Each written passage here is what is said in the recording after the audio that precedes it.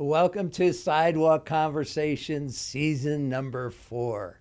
I'm so excited about our guest, and I think the best way to introduce her is to share one of my favorite quotes. It's actually from Steve Harvey, where he says, "It is not so much about how far you've gotten, it's actually the distance you traveled from where you started."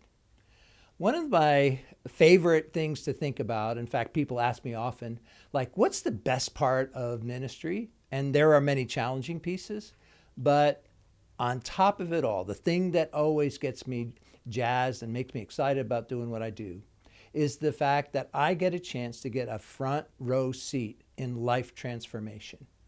And one of the things that is so appealing to me, and I just marvel at it every time it happens, is that there are people who, have a life where not a lot is going right. They don't have any reason for hope. They don't have a lot of reasons to think that their future is going to be any different.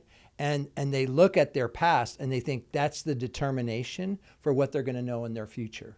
And then to watch a product of the Holy Spirit take that life and transform it so that all those things are turned around. They have hope. They have a future. And best of all, they help people who are where they were and drag them along with them.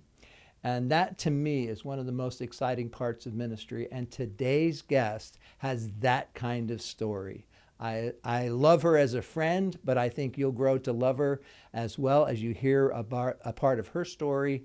She was a guest in season 1, and when I thought about how I wanted to start season 4, I said, I gotta bring her back. And so I'm very excited about you hearing a little bit more about her story, because a lot has happened since we had her on in season 1.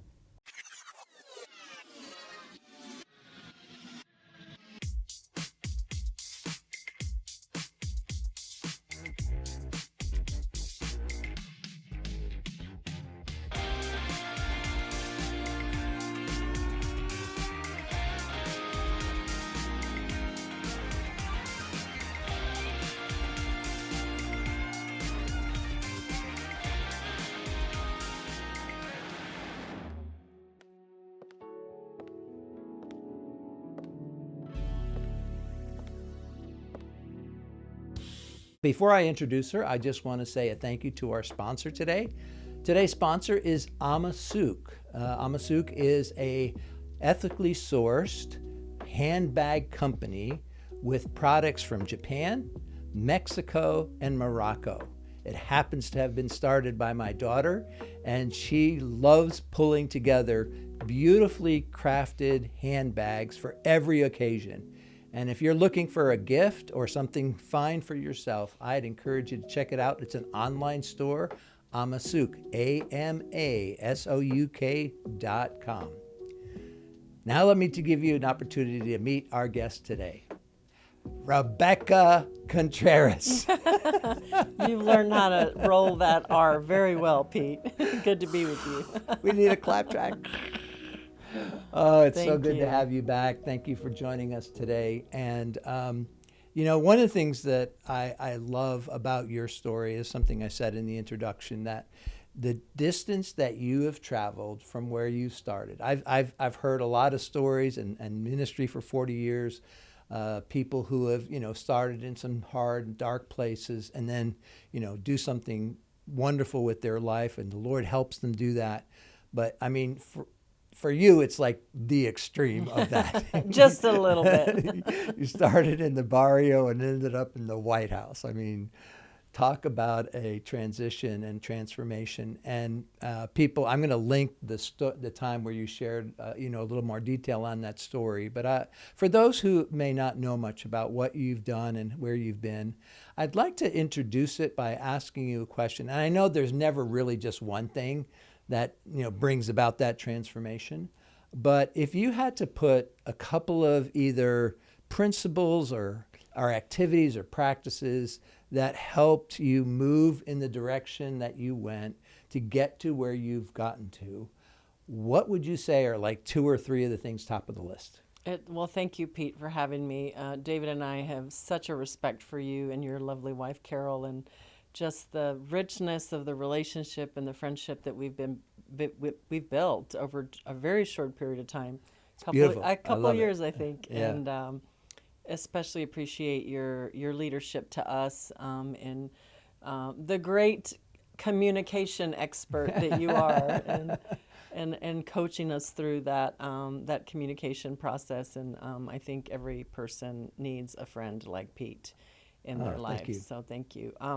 So it's interesting. There's so many facets to my story and my journey, as you know, and depicted very clearly in my book Lost Girl. But there are three what I would put at the top tier of sort of nuggets, Yeah. Right. pivots, key points of success strategies. And at the top of number one is your network and your relationships, in terms of network and relationships that make or break you.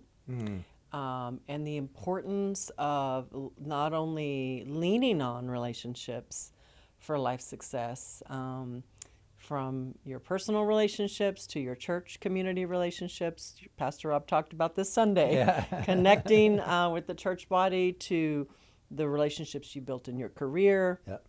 your own personal relationship with your family, and in my case, my husband, and the huge catalyst he has been in my journey in my life.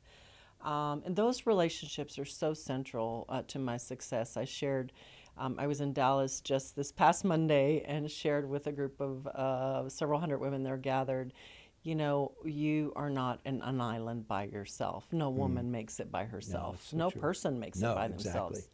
And those relationships are key. And certainly, the surrendered life, surrendered under the guidance and the journey of the Holy Spirit and God. And I would even take it a step further and not just say God, because we can all believe in God and we can all Yeah. say that Right. we are surrendered, but a true surrendered life, living out the gospel of Jesus, and your life surrender, right? In Yeah. terms Yeah. of how you listen, how you heed, how you pivot, and embrace those important godly biblical principles that are such a part of my journey. And I'll just give you a quick sort of aha moment around that nugget. Is the first time that I read Jeremiah 29:11, for I know the plans I have for you, declares the Lord. And when you Great have a verse. background like mine, which is in the sort of below ground zero, and you end up where I end up, there's no way you can say that was not a miracle. Yeah. And somewhere along the journey, God did know He had a plan for me. And as I surrendered and lived that principle, in terms of that surrender, I've seen it really live out. And then lastly, just, getting into a place where you really and truly deal with yourself, and getting yourself out of the way, and making sure that you are not only dealing with the issues of your heart and yourself, but also developing, learning, acquiring knowledge, getting better at your craft, whatever it is that you are put on this earth to do. Yes. Yes. And just having what I call a lifelong adoption of learning, and gathering knowledge, gaining knowledge, and even at our age, and you're just a tad bit older than I am, right? Just living this life of constant and continual learning, and just acquiring knowledge to be better. And I think, along with probably 4 or 5 other key nuggets, those are definitely in the top three of being able I to love it. contribute to my success. Yeah, and I think one of the things I remember about your story was, there were key people like Ann Richards at one point saw something in you, and I can't help but wonder if it wasn't that last point that you just said, that here you were, even though you had the background which didn't give you a lot of reason for hope, you were a hungry, tenacious student. Like you really wanted to learn, you wanted to grow. And I'm guessing people along the way have probably seen that in you, and that's probably a large portion of why you are where you are. It's so important. I just literally yesterday had a conversation with a woman who was the catalyst to my career in government, and actually brought me in and taught me everything I knew about HR, which now I'm an HR thought leader expert. That's what our consulting practice does. And she's in hospice, Oh, wow. transitioning to heaven. Wow. Wow. And I was talking to her. As a matter of fact, We have so many things on travel between now and September, but my husband is driving me up to Dallas again. I was just there Monday, back to Dallas to go see her on Sunday for a day trip to just hug her and spend time with her. Her name was Donna, and I talk a lot about her in the book. And Donna worked when Ann Richards was the state treasurer. She went off to be governor, and in came Kay Billy Hutchison, who was another iconic state leader. Donna worked for Kay at the time, and she took me under her wing for the probably 12 to 13 years of Oh, my wow. first government career. And Pete, she poured her entire soul and life into me. Not Beautiful. just from a career standpoint and teaching me all things HR, because she was the HR director. I was her assistant. She sent me to school. She spent time with me on the personal issues. She taught me to be a mom. When I had issues in my marriage early on, I would come to work and she'd say, sit on my couch, let's talk about it. But Wow. she really took the time to mentor and cultivate me. And it's so important to have people around you, even today, Yeah, for sure. no matter how successful you are, you always want that sort of trusted network of people around you that will help you think different and behave different Yeah. because, we don't know it all. Right, right. So you brought up the HR company, and that's really where I want to kind of spend most of our time today, talking about your business career. We kind of spent so much time last time talking about your rise to political prominence. But after the time in the White House, many would say, well, that's the pinnacle, right? You pivoted from there to starting this consulting company, which has been super successful. We'll talk a little bit about how you managed that. But I'm curious, what was it that kind of led you to conclude, hey, this would be the next best step for me?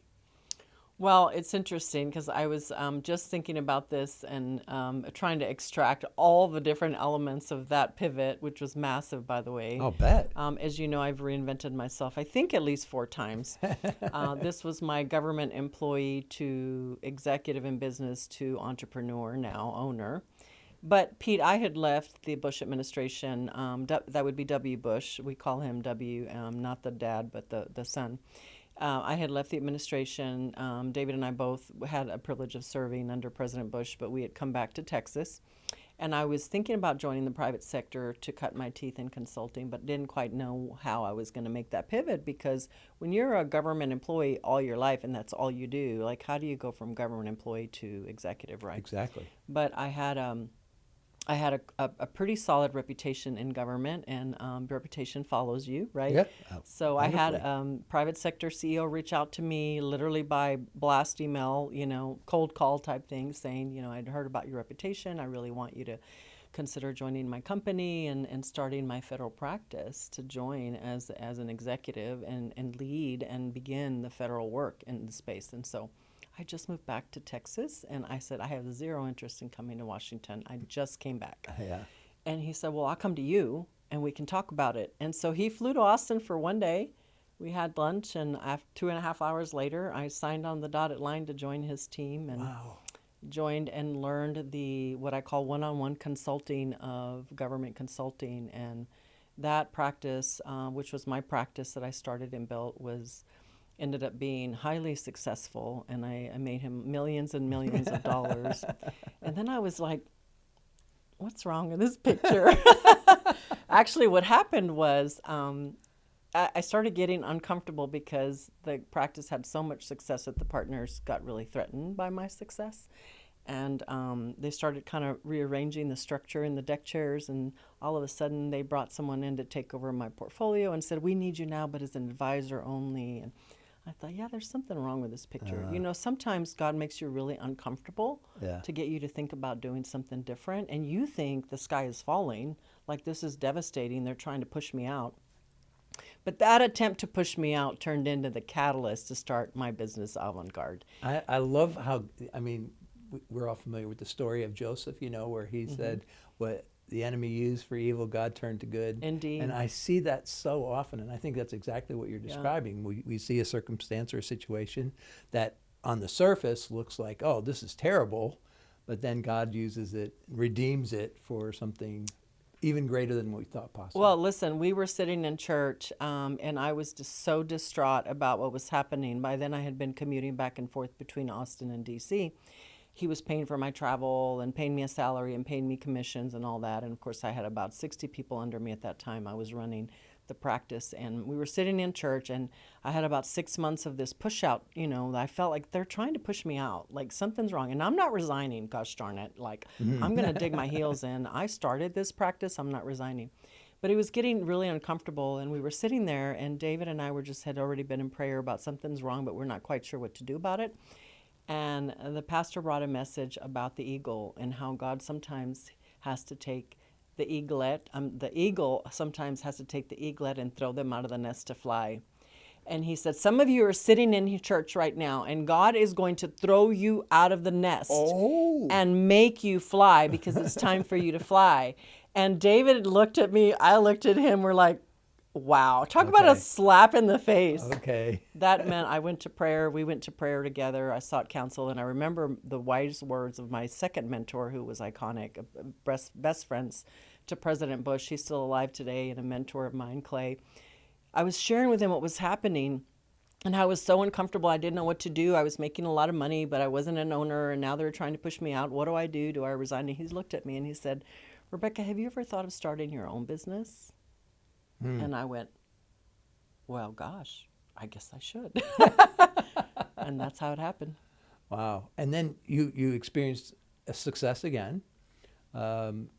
Last count, I don't know, 3 or 4 major awards, both in the state and then nationally, about being the Entrepreneur of the Year, Minority Business of the Year, all that.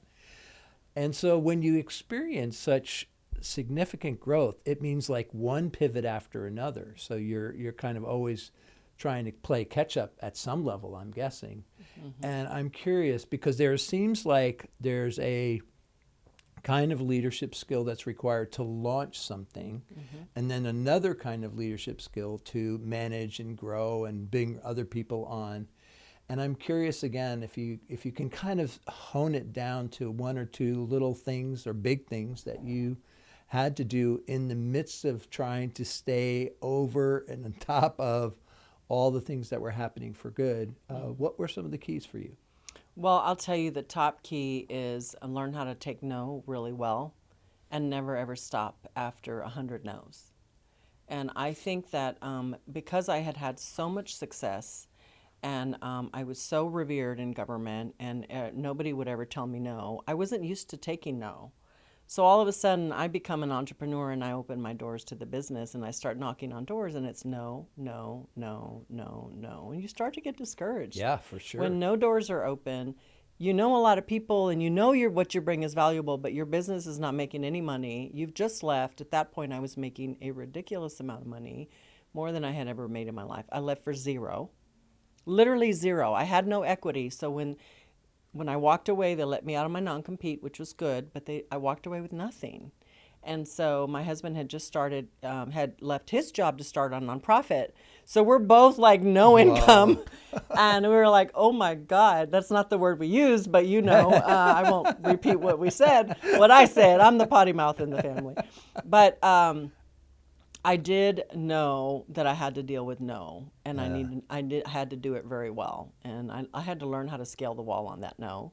The second absolutely pivot point and key strategy was I have always been gifted with hiring the right people, and I have been blessed with having the right people around me and the right team, and I knew I could mobilize a team that would be smarter, better, and possibly even more agile than me, and certainly would deliver better than I would. I'm certainly the face and the leader and the motivator, but I'm not really that smart. It's the people around me that are smarter. And so I hired really smart people, and I started, mobilizing the right people to deliver, and all it took us one entry point. It took us almost 7 months to get our first contract.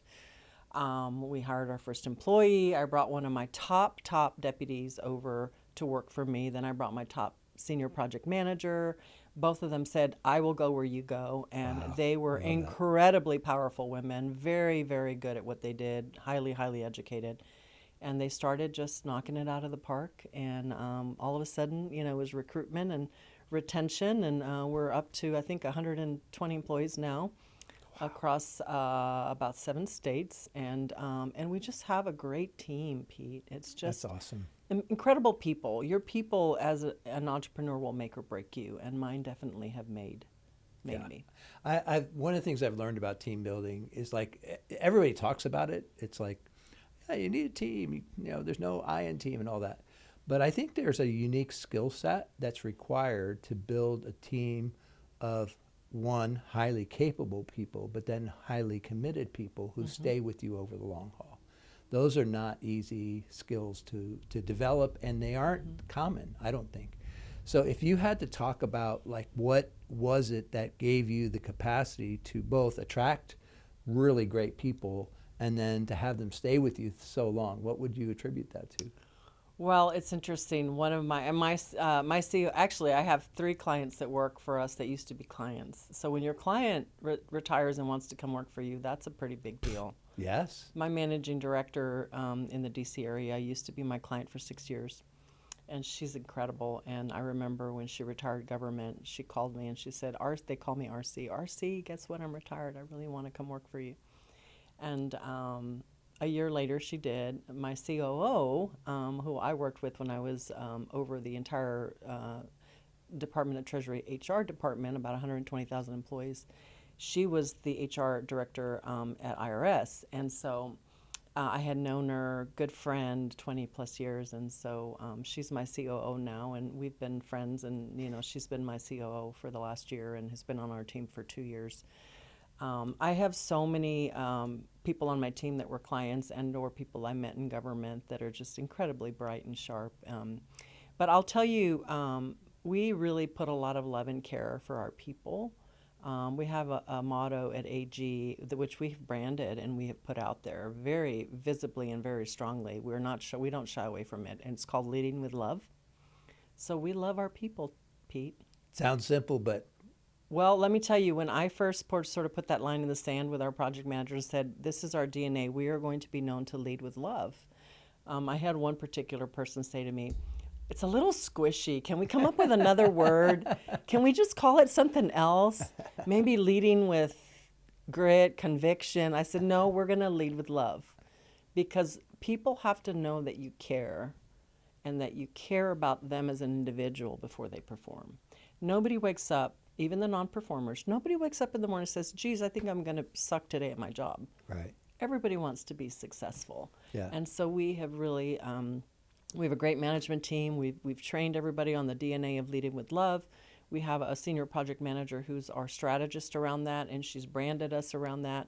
And then we love our clients too. And sometimes loving your clients means you have to push back and say, you're not being a very nice client today to our people, so we're possibly not the right contractor for Wow. you. And that's a whole nother story. I've walked away from millions of dollars because I've had to do that.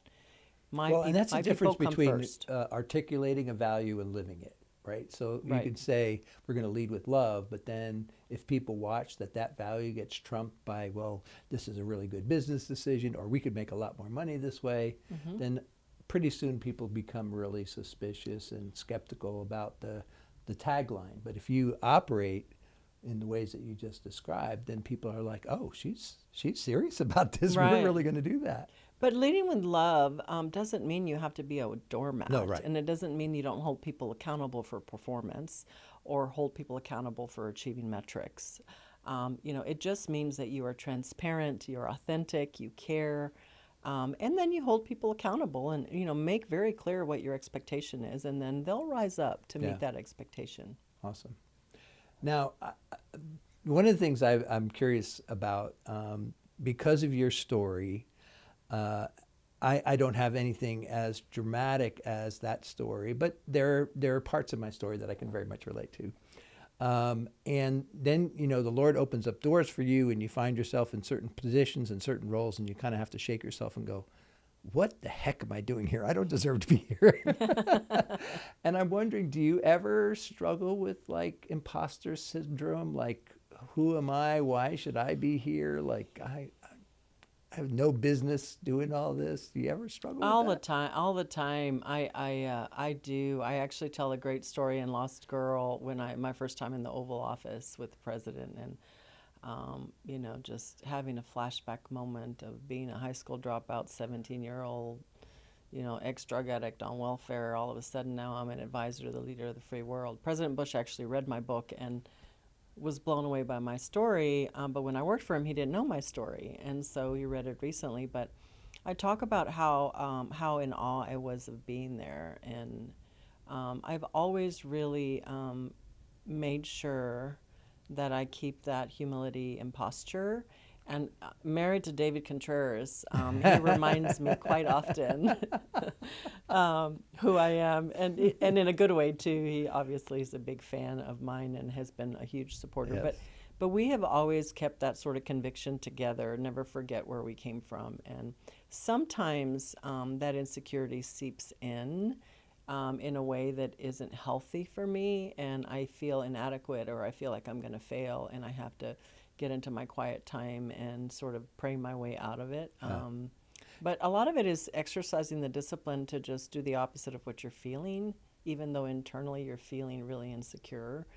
Verbally and physically, you have to manifest that and just not succumb to that insecurity. Do you have a practice where you kind of tell yourself certain things? I do, and I have a scripture that I use all the time. I just used it this past Monday when I was with some pretty big wig women on stage, and I was, little Rebecca here, highly accomplished women, and backstage before they introduced me, I actually say to myself, I can do all things through Christ, Amen. which strengthens me.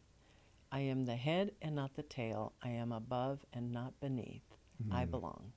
Ah, perfect. So that's my practice. Yes, awesome. Doesn't always work, but at least I tell myself it, and I'm walking it out by faith. No, I love it. I think that's so awesome. All right, so now you've had a lot of success in business. You have these things that you work on that kind of keep your team together and keep you together. And then, of course, this last year, with the new administration, Doge comes in, and a lot of the things that were kind of part of your portfolio get cut. Mm-hmm. And, I'm sure at moments like that, you're like, on one hand, you understand why, we have to worry about debt and we have to make the necessary cuts, whatever. But on the other hand, when it's you and it's your business, it's a totally different deal. It's like, I call that an oh shit moment. Yeah, no joke. And so you have to start thinking about, okay, like what are we going to do? So you had to make another pivot. And there are two parts to this question. One is like, how do you keep your attitude right? Like, you could get really resentful, you could get discouraged, and you could start like what a lot of people do, just pointing fingers and saying, how could they? So there's an attitudinal piece, but then there's also like the pragmatic part, which is like, okay, so now what are we going to do? So how did you navigate that part of the journey? That's actually I've been in business 14 years, so we've grown the company from zero to a little over 20 million in 14 years. No small feat, but Nope. I'm very blessed. Good people, as I said. But when the Doge team came in, first of all, let me just preface this. I support the elimination of fraud, waste, and abuse Yeah. in government. As you know, I'm a big supporter of that, and as I am of what President Trump is doing in terms of improving, efficiency. And so, but when it happened to me, I was not crazy about it. To put it 300,000 gone, 400,000 gone, 600,000 gone. You're like, oh shit, how much more? Yeah. And because you were on that prayer text that I was texting saying, pray for us. But here's what we did, Pete. It's so important to have perspective, to pull up and have heavenly perspective, to not try to get buried in the minutia and caught up in the crises. And then all of a sudden you're so wrapped up in the chaos and in the crises that you can't think above it. Yep. And so what I did along with David and my prayer team is we just pulled up and my advisors, and said, let's figure out what this means. I immediately called a team meeting. my senior project managers, there's 5 of us on the senior corporate team and then 12 of us on the management team. So we started with the senior corporate team, and everybody was like, oh my God, what are we going to do? And so we're having to lay people off literally within minutes' notice. Okay, so the Doge team, unfortunately, came in, literally was doing all the analysis, and then we got contacted on 4 of the contracts that were cut. Literally at 4 o'clock p.m., at 5 o'clock, your team is gone. So 4 o'clock Wow. p.m., we got the notice. And it wasn't the fault of the contracting officers. It's the way they were notified. So it's all a matter of the chaos and the communication, right? And so we didn't take that personal, but we had to figure out who we're laying off and what this means. And in the midst of all that chaos, I called a management team meeting. I made a trip to DC to meet in person for an all-day session, and I said, "Okay, guys, first of all, we're going to take a step back and we're going to calm down. We are not going to get sucked up into this crisis. This is not a crisis that we can control. We're going to take a step back. We're going to think about what this means for us, and we're going to develop a pivot plan." And we did. We moved into pivot. I treated the team to lunch. We worked 8 hours straight, and we brought in a consultant to help us do a pivot plan. We're actually in month 2 of that pivot plan implementation. So we started the pivot plan in February. It was a 90-day pivot plan, and now we're in implementation mode. We're full scale ahead. We've had tremendous success in that pivot plan. That pivot has included a move into the private sector to diversify our business, a move into the state and local government to diversify our business from federal, and an ownership of where can we be lean, mean, and cut back expenses so that we can then focus on the core delivery of our core consultants. Because there are people we can't live without. If we reinvent, we got to have these key people on our team. Yeah. And it has been incredible, Pete. You bring together all of my senior team, brilliant women. You bring together them, the consultant, and they come up with it, and they're leading it. I have 3 key members who are all leading the pivot plans. We have lanes we've pivoted to, 3 different lanes. They're all in execution mode now. They're just reporting to me on how that pivot plan is going. I'll be in DC in 2 weeks to have phase 2 of the pivot plan, and we have quite a bit going on in our pipeline, and it's going to be a great year. And our pivot plan is working. We haven't love seen that. the revenue generation yet, but it will come. As you know, build it and they will come. Dream it and it will happen.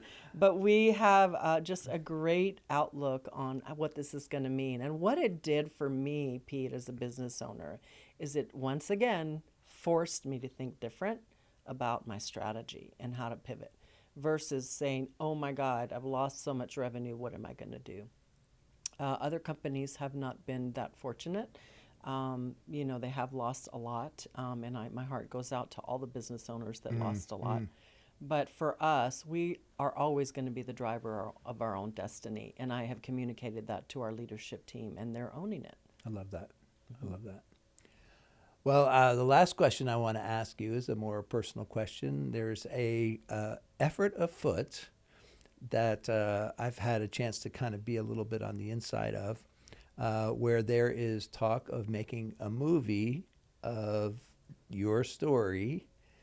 I know that's still very much kind of like in the infancy stage, but is there things you can tell us about this? What's going on in that? Well, so this is once again something that's like accelerated that David and I both had no idea. This is, our potential. And, Pete, what's really interesting about how God has worked with us together as a couple is most of what we've done has been like full acceleration, not plan it and then do it, but, are you coming? Like way ahead. And so we've had to really chase what God is doing and keep up with it. And I don't know why God works like that with us, perhaps because we're crazy enough to jump off a cliff with him. But my husband is a very strong visionary in a lot of things, and he tends to, I'm the sort of, well, let's think about the plan, and he's like, let's go. And so Yeah. we have a nice balance to that, but we are talking right now with a couple of producers. We've launched phase 1. We're doing a kind of an exploratory phase 1 stage to explore the potential of putting together a multi-series type movie script. and hiring, script writers to put it together and do what they call a treatment plan. And we'll see where it leads. The next 12 weeks are going to be super essential to insight Okay. and gained and learned. And that includes, reaching out to the industry. We already have some great interest.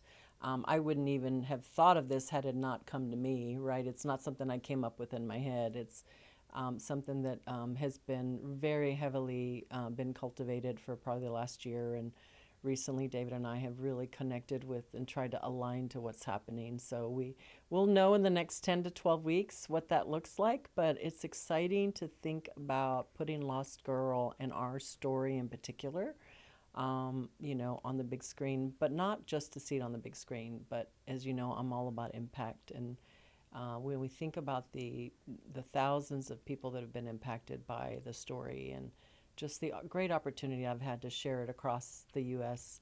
And even globally, I recently had a FaceTime from a young man in Africa who, him and his university students and a whole orphanage was reading Lost Girl, and they were impacted by the story, and Wow. they read it again and again and again, and they FaceTimed me about it. I'm like, wow. Wow. There's Love it. places that I think the story will communicate incredible hope and potential, and just the story of redemption and possibility. So we'll see where it leads, but I am one of those that takes things one day at a time, as is David, and we're just really trusting God for the next steps and guidance around that potential.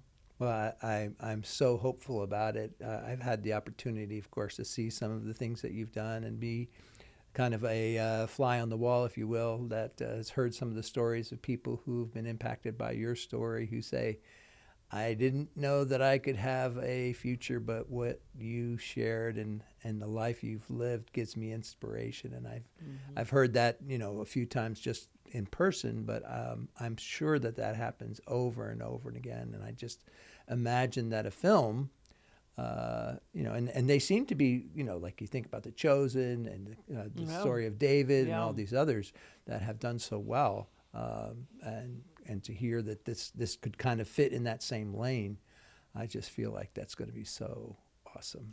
Pete, people are so tired of the crap on Yeah. digital TV, Prime and Netflix and Hulu and all the different digital TV venues. And I'm hearing and talking to some of the producers and even people connected to studios like Angel Studios, which is a big, faith film industry. I think they were the producers of Chosen. But others, Facing the Giants and other film producers. And as I'm out there talking to people and influencers in the industry, I hear again and again and again, your story needs to be on the big screen. Like, Yeah. people have to hear your story. Yeah. But people are ready for good content. Yes, I agree. And I don't know about you, but David and I will flip through Netflix and Prime and try to find inspirational, things to watch. And I think people more than ever want good content. And so the concept is, let's put, if it's God's will, and if all the different people align and the investment is there, then let's put it on the screen to let people know what God has done in our life. Yeah, I love it. Well, I am going to be praying toward that end for sure. Thank you.